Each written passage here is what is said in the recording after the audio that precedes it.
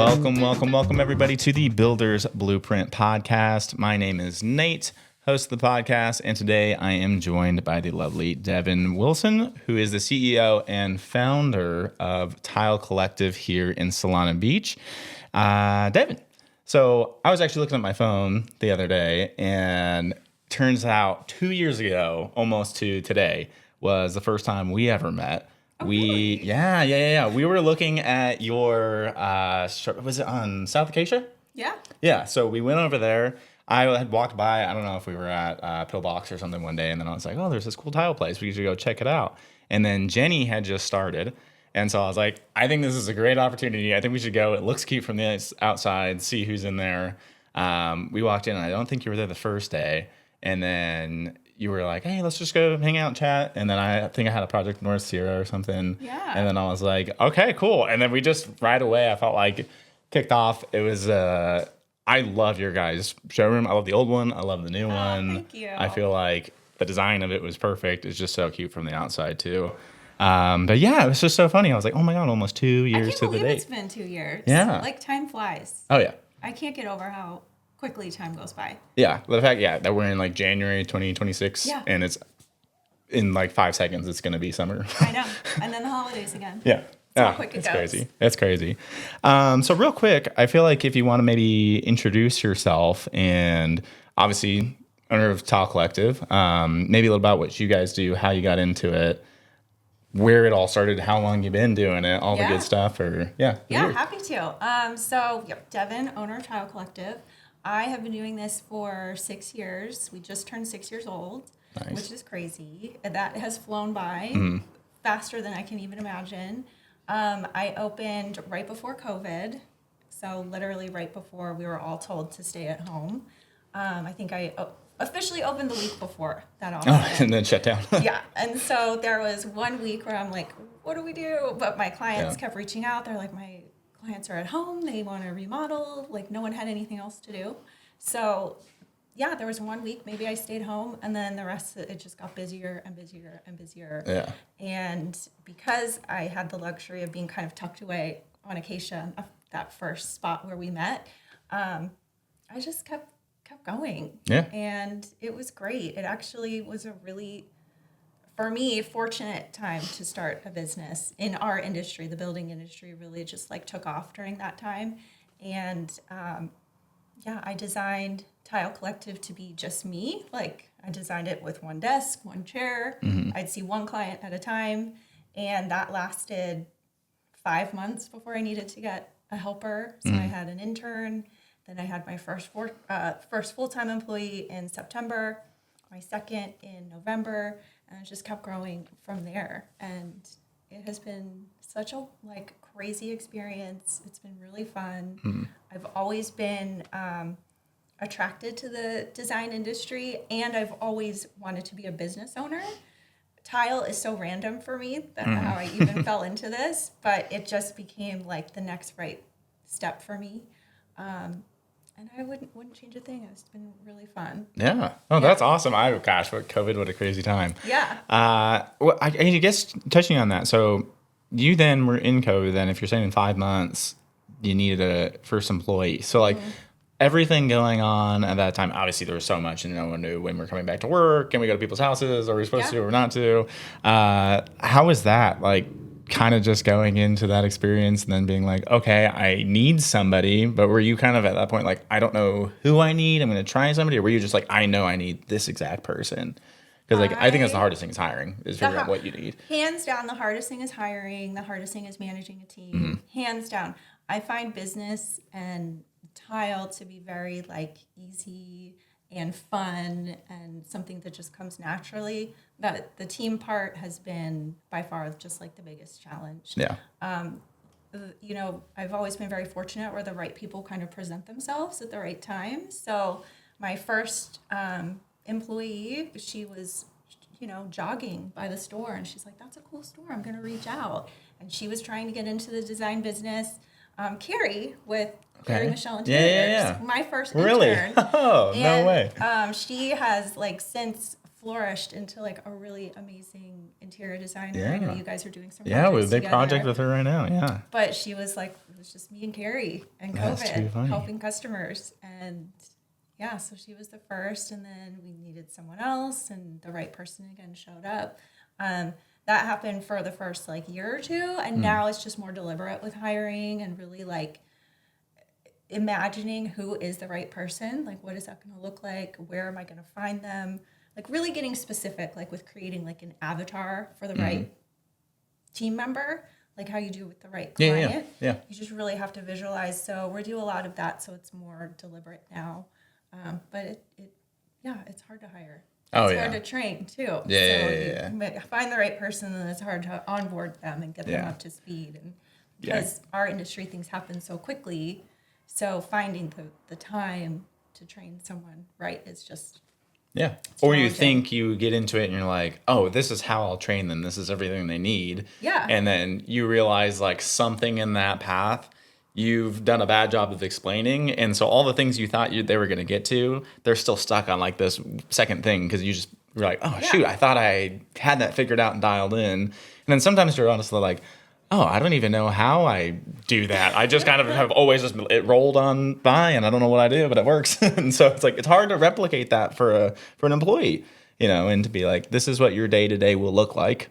Especially in our industry, you never know what it will look like, and then there's no way to prepare them for everything that's going to come their way. But like, it is fun. It does take a special person to do what we do, I think.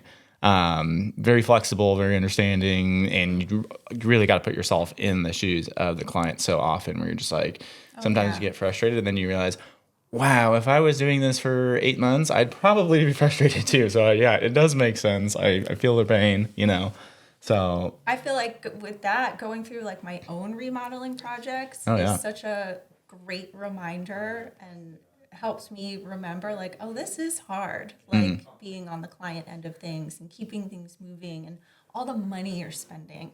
Like it helps me to be like extra sensitive to what my clients are going through, because things are expensive in our industry. And people want things done right and quickly, and you just have to be really mindful and sensitive. Setting the expectations, so important. Like that's something I used to do a little bit, and now as I get more into it, it's like really defining our process, how we work, and then really managing the client expectation and keeping that balance so that there's no surprises. Like everyone hates surprises in construction, so just trying to be as like open, transparent, forthcoming, like proactive with information is really something I'm trying to instill in the team to support the clients. Yeah, that's one of like our big pillars is rip the Band-Aid off, because it's like the longer you let it sit and fester, the more you think about it, it's not healthy anyway.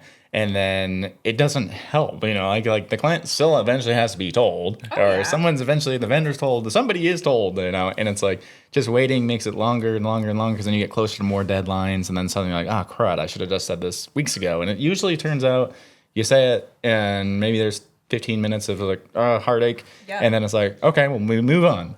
It's so funny. I think we just build up stuff in our minds that it's like, oh, it's this massive disaster, and most of the time people are fairly understanding. I found, you just have to. We always say like state the facts, tell the truth, get it out as quickly as possible, but also like own it if it's a mistake on our end, or because things happen, like it's just inevitable, something's going to happen, and the quicker you can just own it, share in the client's disappointment or frustration, and then just kind of really quickly back into the solution of how you're going to get there. I find that people receive the information well, and everyone just wants to get the job done. Yeah, absolutely. Yeah. I do think it's funny, though, just going back a little bit to where you guys had started, is Carrie and Michelle jogging by and walking in as your guys' first hire at Soho. The very first hire, this was even before I was with Soho, was Paige, who came in, and she came from tile, and I think she worked at Floor and Decor. And then so she just walked in, didn't have a resume, didn't anything, and just said, basically, it was like, I'm going to work here, and this is why you need me. Yeah. And that was probably if Soho would have been posting hiring at the time, they probably would have never found anybody better than Paige anyway. And it was just one of those like just the right person at the right time. And I feel like that happens so often where it's just like you stumble onto meeting Yeah. somebody, like a chance meeting, and suddenly you're just like, wow, we're either doing business together, we're great friends, we're coworkers, you never know what it is. But yeah, I always think that's an interesting thought. That's interesting that you guys started that exact Yeah, same the way same pretty much. way. Yeah. Yeah. So let's talk about a little bit about the design, because if you don't know, go look up Tile Collective Solana Beach on Instagram or you guys' website or anything. Like Yep.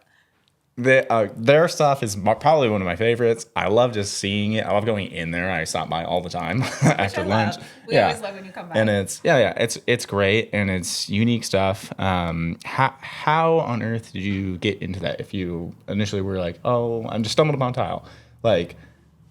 I feel like if I was getting to it, what you guys have feels like you've been doing this for like 50 years, and you're like, no, this is like my 6th year in it. Like, how do you find that stuff? How did you make the connections? How did you just figure this thing out? Yeah. Well, it's been 6 years having my own store, and then 15 years in the tile business. Okay. So I was always in tile sales, but not intentionally. Like I just needed a job after I graduated design school.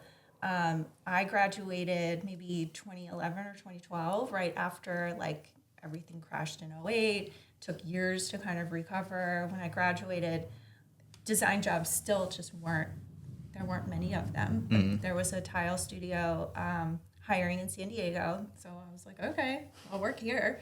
I did not like it for a long time. I did not like working. I didn't understand it. When you don't understand something, you're not good at it. It's just like frustrating. It's not any fun. Yeah. And then, the time just kind of piles up, and then you start to get good and start to gain confidence and start to see how you're helping your clients, and they're like really happy with what you're doing. Yeah.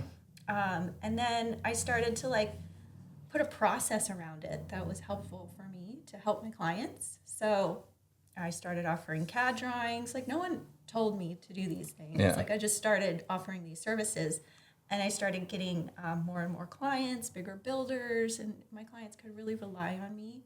And so all my experience just started piling up in that. I also worked at a showroom that you really kind of, the old manager who I love, I'm still in touch with her, she said, you're running your own business at your desk. And I really took that to heart, and I learned the whole business. So, fast forward 8 years working there, it became time to open my own place. Yeah. And so I literally took that business model and put it into my own storefront. And a lot of clients came with me. I was very fortunate for that. Picking things has always been something I've really loved doing. I have shared before, like I've always wanted a store, and it could have been a lot of different things, like clothing, spa products, but where I found joy was like finding the best of those options and offering that to people. And I find that I can do that with tile, like find the best things that I'm most excited to share and put it together in a way that's like visually pleasing, easy to come in and be inspired, and makes it easy for people to just like pick things out. Yeah. And I take a lot of cues from like my more forward designers.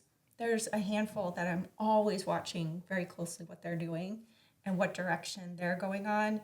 And the things that are, not trending, but becoming more in fashion now, they've already been doing for like a year or two. Yeah. So I'm always looking to them, and whenever they're on something, I'm like, let's get this in. Yeah. Let's find this. Let's bring this into the store. It's so funny you say that, because we obviously in doing this, we talk about it all the time, and usually as a contractor, you're kind of just like, well, this is what I handed, I'm putting it in, right? Yeah. And so we see a lot of similar stuff go into houses, right? We're constantly installing the same kind of thing. The first time you do it, like, oh, okay, I'll learn it, and then you guys kind of get a hang of it.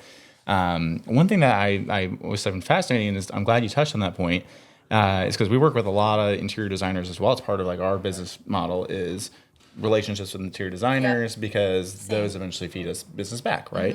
And tons of support when we have questions where we're like, hey, our client wants this, we don't know how to do it, and we can reach out to them. They usually have a good idea.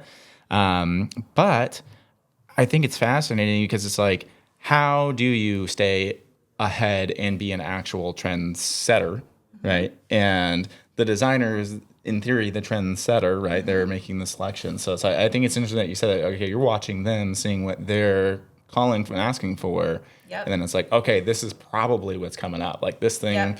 people might not want it now, but a year from now, this is going to be the big thing people want. 100%. And I think that's so interesting because like we see it in reverse. Yep. We see like, oh, okay, now these things are starting to come up and everyone wants this in their house versus when last year it was all these materials. And so it's like, I always think it's interesting because we see the back end, Yep. but like you guys tend to be like the leader in my mind. When we go in, like when I go into your shop, I'm almost like, oh, I've not seen a lot of these things, but then months and months and months go by and I'm like, oh my gosh, that's one of Yeah, those there it things. is. I literally just saw this and I was like, oh, I've never seen that before. So I think it's so fascinating. But for you, like, is there also kind of that blend of like, I don't know exactly how it works in your guys' business, but do you guys get opportunities to design your own tile, or is that not something you guys are interested in doing, or is that like part of your business as well, where some of them are Yeah, we Devon have Wilson designs? Or we have 2 collections that are exclusively ours that I designed, and they're doing really well. yeah, Kozo and congrats. Channel. Yeah. And I designed those maybe my first or second year of being in business. And they're just now, I don't want to say just now, but they're really taking off. We're promoting them a lot. I would love to do more of that. But as a business owner, there is just not time right now in my schedule for me to do a lot of like product development. But it's something that I love to do. It's fun. And I am working towards carving out the time to be able to like focus on that more. Yeah. And it's fun. Yeah. We partner with a bunch of different like domestic suppliers, like there's a high-fired ceramic supplier out of Gardena, Arto Brick. They're manufacturing both of our exclusive collections. They've been amazing to work with. It's so fun. I love the look of their materials. I always have, even before I had my own business. And yeah, it's been really, it's been great. That's awesome. Yeah. Yeah. I have a good friend who he's designed some of his own tiles. He does more kind of like Spanish, I would say like Mediterranean style tiles. And he's also kind of just getting into it as well. But I'd love to me, it meet really him. takes somebody. Yeah, I'll have to introduce you guys. Yeah, he's a really cool guy. But we talk about it all the time, and like it's always on his mind. It's not the business that he does. He does a lot of framing, and then he just has like a passion for art and drawing. And he was like, I really enjoy it. He's a really good tile setter, and so he's like, well, I'd love to just have my own going. I see everybody else's tile going, and I was like, so I just kind of want to do my own sometimes. So he just started drawing some up, and then I think his place he works down in Tijuana, and then they just were like, yeah, give us the design, we'll make them and send them your way, but I'll connect you guys. Oh my God. Love to see Yeah, that. but I always find that fascinating. I wish I was good at drawing, art. My handwriting sucks, the whole thing. Like, I can play music. I cannot, for the life of me, draw something and make it look nice. Mine's like stick figure that's all scratched out. And I'm like, ooh, white this out. That's not good. So is yours, are they almost like a design on the tile, or is it like a textured tile? Like, what exactly are you guys? It's they're shapes. Both Shapes, are okay, shapes. okay. One's more geometric, and the other one is more like pillowy, organic. But both really suit our look at the studio in general. Like we do have a vibe. Like we don't cater to everybody's look. We really have like carved out kind of our own niche of what we want to show and express there. So the 2 lines, one is more geometric but still very earthy, organic, and then the other one, Kozo, that's been our best seller. Like people love that. We have people from all over the country like calling in for that. For Kozo, And okay. it's very exciting to me. I'm like, someone likes something that I made. That's so weird. But yeah, that one is just great. You'll probably see it on some of your projects. Hopefully. Oh, I'm sure. Yeah. I think we've worked together on more projects than I initially thought because I find out later from the designers when we're talking about stuff, if we need extra tile, I'm like, oh, where did it come from? And I'm like, oh, I was with Devon. Yeah. And I feel like afterwards I'm always like, oh, well, we're working with this one on this client. It's so funny. And I always find out later. which again is typical of contractor. I feel like we always find out things late, Yeah, and then we're we're the like, last to know. oh, yeah, and then we kind of try to make the connection from there. So speaking of like just trends, things that you're seeing, what would you say? Obviously, Kozo, but like looking forward, the forward-looking trends from designers that we've got. Like, what's the next big kind of thing you're seeing? It can be tile, it can be Yeah. other things as well, but like overall general aesthetic, like what's our Instagram feed going to be full of? Yep.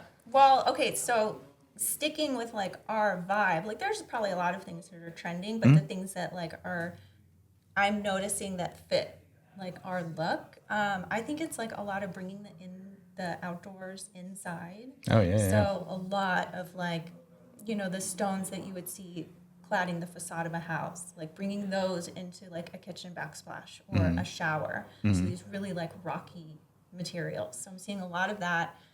Same with flooring, like it's all got this like very organic, lived in, walked on patina kind of vibe. Like people just want, I think, warmth, texture. I am seeing darker colors start to come back in.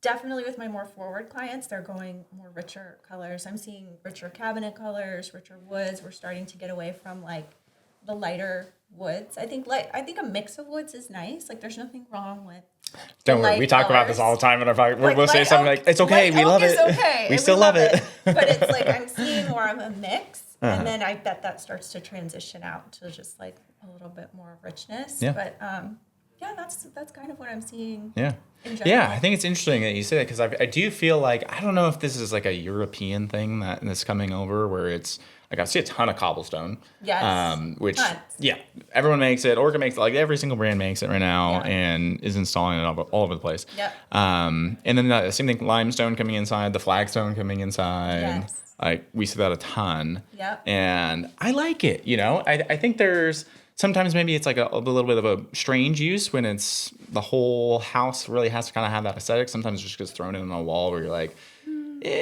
maybe that wasn't the best to bring it in. Yeah. They tried to like force it in, Yeah. but they were not committed to it. Like I think that's the thing that we've learned in design and homes. When somebody forces one piece because they're like, I won an argument and I got this wall. It's like you can tell. Yeah. And it's not like integrated throughout the house and throughout all the spaces. And that's from everything from like the antique brass that you select. Like, is it going to be on one wall or did you just win the one pantry door? Like you start to see those things and we see it a lot because like obviously we're putting it in and we don't know the behind the scenes of like, okay, well, why are all these things going in? But you really start to tell like, okay, this house was thoughtfully designed and they spent a lot of time making sure that things integrated well together. And I think that's something that I like. And I like that every time we meet with a client with you guys, is it does feel like we're taking some time to say like, okay, do all of these pieces actually work together in the space? Like, where are they going to be used? You guys are obviously really into the weeds and you go all the way to the CAD files, and you're drawing them up. You're like, okay, here's what this is going to look like. Here's the layouts for them. And that stuff, I think there's endless amounts of value that you bring in, similar to what you were talking about when you were working at the previous place where you're just like, I think I see a need that these people need this and it's going to be helpful. So I'm going to do it because obviously it's going to help their design and their finish. And the better it looks, obviously the better for us. Yeah. Right. And the better for you guys. And it's like, then you get those beautiful projects that like stop people and be like, whoa, okay, there's something special about this house. I don't know what it is, but I can feel like there's something special. Yeah. Yeah, I want to know, like, we sell tile and slabs, but I want to know what the cabinets are going to look like and the flooring and the hardware and the plumbing, finish you selected and the lighting. What's the outside going to look like? I want to know what all of it is before I'm going to pick things out. Yeah. Because I want it all has to make sense. Yeah. Yeah. And that's, I don't know, I like this part about kind of what we do in our space and being in the more, obviously the custom side. But you just, you meet the client, you talk about it, you really get an idea of what they're looking for and what they want in the space. And then you slowly see it unfold and change throughout a few months. It's not like the last second, I'm going to run down to MSI or Floor and Decor and grab these things real quick or Bridge Oceans because I, at last second, need tile. like we get a little bit more thought into it, which I really enjoy. And it seems like you guys enjoy it and your team does very well. But yeah, well, that's good. I'm glad we're on the same page on that. Yeah, I'm glad we're on the same page. I love it. We're aligned there. I think it's why our kind of businesses work well together. I think so too. So next steps for Tile Collective. Obviously, you've had the 2 lines. Yep. Right? Are you going to continue down that path? Or we're going to try to expand? We're going to see a Tile Collective La Jolla? Or what are you guys planning? You don't have to say everything. If there's some secret. No, nothing is secret. Yeah. I mean, right now I am just developing my team. I need everyone to be an expert in what they're doing. I have a pretty new team, so I need everyone well trained. My focus right now is getting the team trained. I did hire a COO, and he's going to be taking over. He has taken over operations because that is not my strong suit. Like you, I am a creative. I'm a creative person. I am not operationally minded, so he's got his work cut out for him. Taking my process out of my head and trying to understand it, break it apart into sections so we can train people. So we're really like deep into operations right now because we want to scale and we want to grow. Yeah. So we're not sure exactly, is it going to be like developing Tile Collective into like franchise models or just expanding with some different locations like Scottsdale or Vegas or Orange County. But we do have big growth plans. Yeah, and it's fun. I love having a business. So growing it as big as possible is just like fun and interesting to me. Yeah. And just endless avenues. You can go so many directions. Yeah. Like, did we know we were going to be an architecture firm when we started? I had no idea. Probably not. No idea. And now half our business is designing houses and being an architect. Oh, it's crazy. And you're just like, okay, well, that's the path that makes sense right now. Yeah. We're going to go for it. Yeah. And I'm sure it's the same thing. It's one of those where it's like, who knows what opportunity comes? In 3 months, you might have something knock on the door that you weren't thinking about, you never even thought about. And you're like, well, maybe that's something we take on, You just get the flexibility for it. Yeah. I was kind of exploring distribution for a little while. Okay. And that's where I was really looking at my own 2 lines that we have exclusively. That didn't become something that I wanted to like pursue more after I learned more about it. But that's all it is, just like thinking through some different opportunities. Like you said, there's a million. Oh yeah. And you just need to pick which one. Yeah. Yeah. We call it our experiments board. Oh. We have thousands on that thing, and it's little things, and it's everything from like, do we want to start running these kind of like paid ads? Like, just a million different things. And yeah, you try them all, you learn a lot. The nice thing is it is an endless learning. Like, endless. Literally endless. My God. So we got what's new. What's next? I think we'll just jump into what my favorite segment is. This is Build It or Bag It, the part of the show where we talk about design trends, things in homes, materials, and things that we like, love, hate, and want to see more of. So the first one, so obviously these are tile related. This is one I have thoughts on. I'd love to get your opinion on. So large and like thick, like 2-inch, maybe an 1.5 inch grout lines in, we'll call them showers. Okay. Thoughts? If it's done well, like a well executed design, build it. If it's something where the installer just doesn't know what they're doing and they're putting giant spacers in to compensate for their lack of knowledge, then I say bag it. But I have seen it done well. Okay. And it looks very cool. So explain if you can. It might be hard because this is one of those concepts that you're not probably familiar with most of the time of like, grout lines. So like, what would you consider well executed thick? If it's part of the design, like it has to be part of the design. And I see it in some of my more forward clients. They want a rustic, earthy, but also it's modern, like in its own way. So they'll take like a 12 by 12 square, they'll put the 1/2 inch grout joints, and it's just this big grid, and the grout becomes like a really important part of the design, and it looks very cool. Typically, we want a 1/16 of an inch grout joint on everything. We want just very tight, minimal grout. But when it's an intentional design, I think it looks really cool. Yeah. I would do it. Yeah. And I feel like on the aspect of the install, Because you know how with like stone cladding, it will look really fake if you have really sharp lines, right? Yep. And it's like grouts, stones aren't like that, Yep. you know? And so you almost mud over a lot of the edges.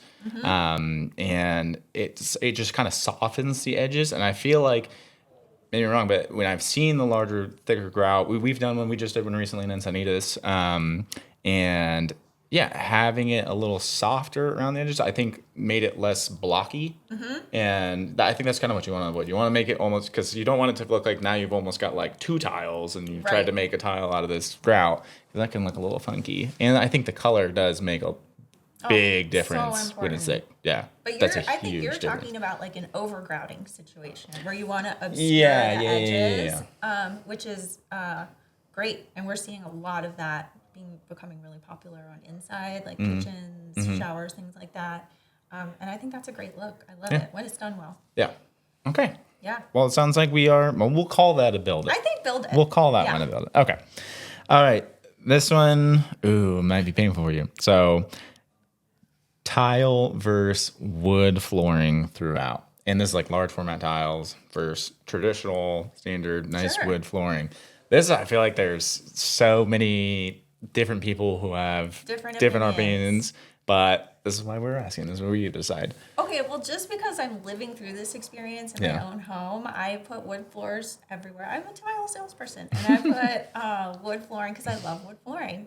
I ran it in the entry, one guest bathroom, my kitchen. Like a powder room or like an actual It's with a shower shower. and everything? Okay. Yeah, shower. And I hate my wood floors in my Really? entry. Okay. They're a mess, and I Okay. don't love my wood floors in my kitchen. Like, I Okay. wish I had done Did you tile. done tile? What Yeah. kind of flooring did you Just choose? gets busy. I did a gorgeous wood. I love it. I did a light, very, very light wood. It's beautiful, like Scandinavian kind of. Sure. look. Yeah. And it's a mess. It's a mess in my okay. entry. I have dogs. I have a husband. Like Yeah, it's- yeah. I can speak for husbands. Yeah. We are messy folk. so messy. Yeah. And yeah, I think that it would have been appropriate to put tile in the entry. There's definitely like the divides and the space Yeah. to do it. So I will probably Is it like be a taking formal that project foyer in on. your entry? Yeah. Yeah. Okay. And it goes into the guest bathroom that I'm talking about. So Okay. I took the tile, I did a beautiful herringbone light wood pattern, and I wish I had done Just tile. turn out.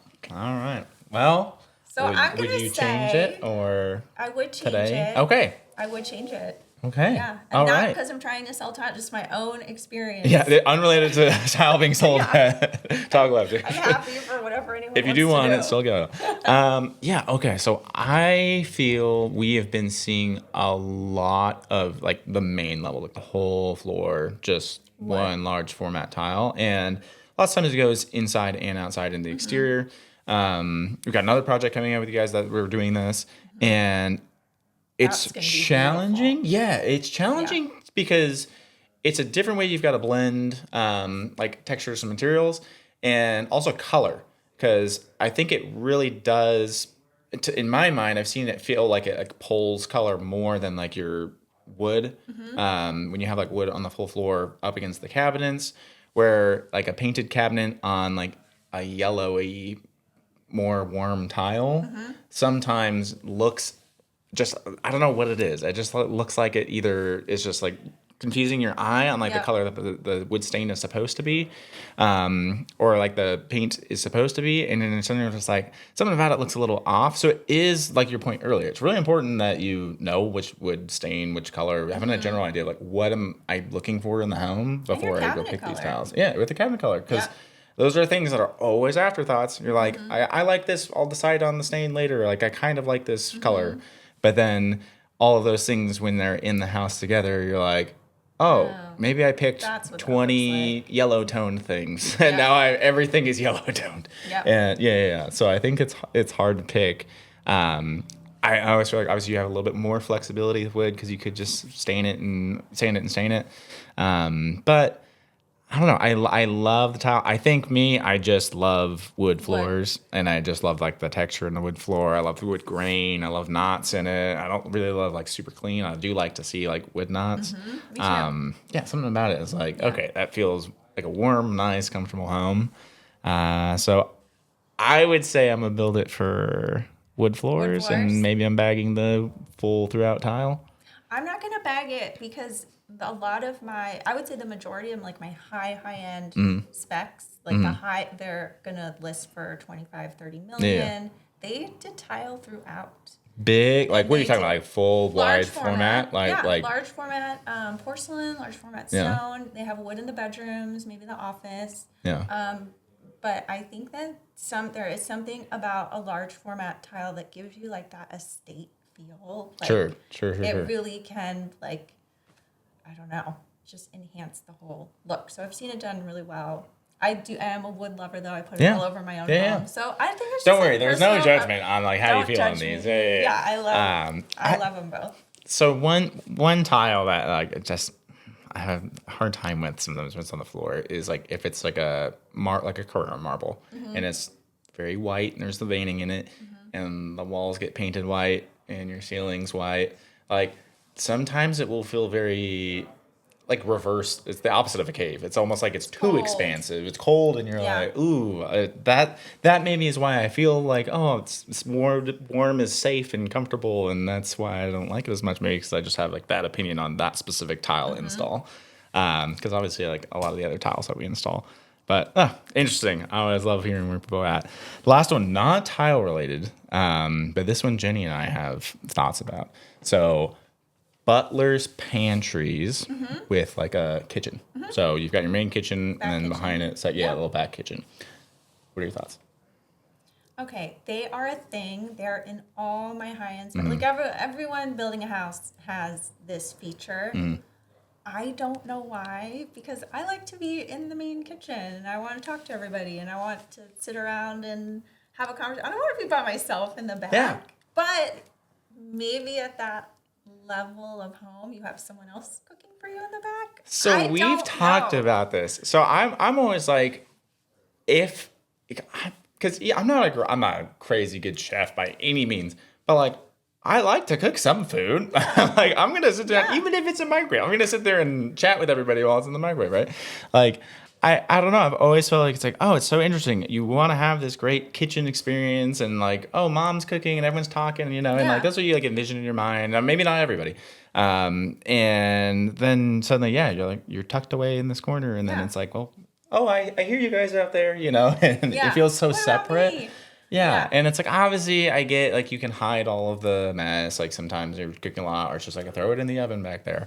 But, yeah, I don't know. I do feel like it's a weird part of the home. I get if you have a really large, like, 12,000 square foot house, like, you have tons of space to work with, where it's like, okay, might as well put it there. Why not? You've already got a big enough kitchen, probably. Yeah.